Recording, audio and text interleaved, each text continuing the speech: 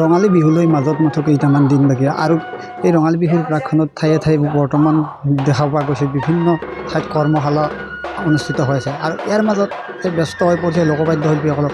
মই আজি আহি উপস্থিত হৈছোঁ নলবাৰী জিলাৰ তিহুৰ হাৰিভাঙা অঞ্চলত। ইয়াৰে এগৰাকী লোকবাদ্য শিল্পীৰ পেন ডেকা পুনুৱে আজি 12 বছৰ ধৰি লোকবাদ্য বস্তুৰ লগত জড়িত হৈছে আৰু আমি বৰ্তমান তেওঁৰ ওচৰলৈ আহিছোঁ। তেওঁৰ মোৰ সহযোগী পৰিৱেশটো দেখুৱাব মই পৰিৱেশটো দেখুৱাবলৈ অনুৰোধ কৰিছোঁ। কেনেদৰে তেখেতে নিজ হাতেৰে সাজি উলিয়াইছে মহৰ শিঙৰ পেঁপা, বাঁহেৰে সাজি উলিয়াইছে গগনা। সুদীৰ্ঘ 12 বছৰ ধৰি পেন ডেকাই সাজি আহিছে এই সামগ্ৰীসমূহ। তেওঁ সাজি তোলা এই লোকবাদ্যসমূহ নামনি অসমৰ বিভিন্ন প্ৰান্তৰ গ্ৰাহকে ক্ৰয় কৰি আহিছে বুলি আমাক জানিবলৈ দিয়ে। নামনি জনপ্ৰিয় বিহু হুঁচৰি দল ভাস্কৰজ্যোতি বিহু হুঁচৰি দলৰ সদস্য উপেন ডেকাই তেওঁ নিজ গেৰেজতে এই বিহুৰ সামগ্ৰীসমূহ নিৰ্মাণ কৰি থকা বুলি আমাক জানিবলৈ দিয়ে। মই এই সম্ভৱ হয় যদি পৰিৱেশটো আকৌ এবাৰ দেখুৱাবলৈ চেষ্টা কৰিছোঁ।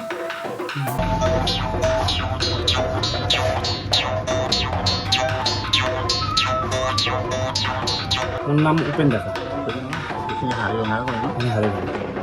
এই আপুনি গগনা আৰু আপোনাৰ এই মহৰ পেঁপা হয়, কেতিয়াৰ পৰা আৰম্ভ কৰিছে? 10-12 বছৰমান আগৰ পৰা পেঁপা গগনা সুতলি এইবিলাক বনাই আছে। সুতলি নবনায় টকা দবোৱা কটাৰী।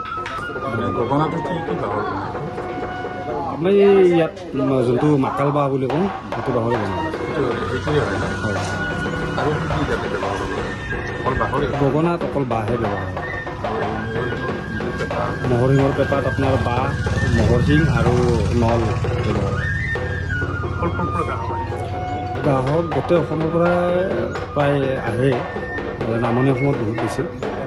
নামনি অসমৰ আটাইবিলাক দলে নহৰ পৰা পেঁপা গগনা লয়। পূৰ্বৰ তুলনাত চাহিদা হয়, বাঢ়ি গোটেই চাহিদাবিলাক। আপোনাৰ এই কৰিব কিমান বছৰ লাগে? মই আজি 12 বছৰৰ পৰা কৰি আছোঁ। সঁহাৰি ভাল পাইছে ন? হয়, ৰাইজৰ সহায়ো বিহুৰ বাহিৰে বিহুৰ সময়ত বাহিৰেও বিক্ৰী হয় নেকি? বিহুত বাহিৰেও বিক্ৰী হয় আৰু মই যোৱা বছৰ মুম্বাই ফিল্ম ইণ্ডাষ্ট্ৰীলৈকে গগনা আৰু টকা তাত অৰ্ডাৰ কৰি তাৰ পৰা নিছে, তাত পঠাবলৈ সক্ষম হৈছোঁ। যোৱা বছৰত কিমানমান টকা আপুনি? যোৱা বছৰ মোটামুটি 3.5-4 লাখ টকা বিক্ৰী কৰি আছে। এই বছৰো পাইছে? এইবছৰ কিছু হৈছে আৰু আছে পেঁপা গগনা বহুতখিনি আছে, কাষ্টমাৰ আহি আছে। অনলাইন অৰ্ডাৰো এনেকুৱা কৰিছে নেকি? অনলাইন দূৰত যাব লাগিলে DTDCত পঠাই দিওঁ। মোটামুটি আপোনাৰ এই ইয়াৰ পৰা যিটো উপাৰ্জন ঠিকে আছে নে আপোনাৰ? এইখিনি উপাৰ্জন ঠিকে থকা বুলি ক'ব পাৰি। গগনা কিমান দামৰ আছে? গগনা 100 টকাৰ পৰা 200-300-400 তেনেকুৱা দামৰ আছে। কিছুমান বহুত দামী গগনা আছে। পেঁপা আপোনাৰ গোটীয়া পেঁপাটো 2000 টকাৰ পৰা 4000 টকালৈকে আছে আৰু জুৰীয়া পেঁপা 5,500-6,000 টকাৰ পৰা আপোনাৰ 12,000-13,000 আছে। টকা 300 টকা বিক্ৰী কৰোঁ। সুতলি বিক্ৰী নকৰোঁ, সুতলি মই নিজে নবনাওঁ, দবোৱা কটাই বনাওঁ। এই অঞ্চলত আপুনি কৰি আছে?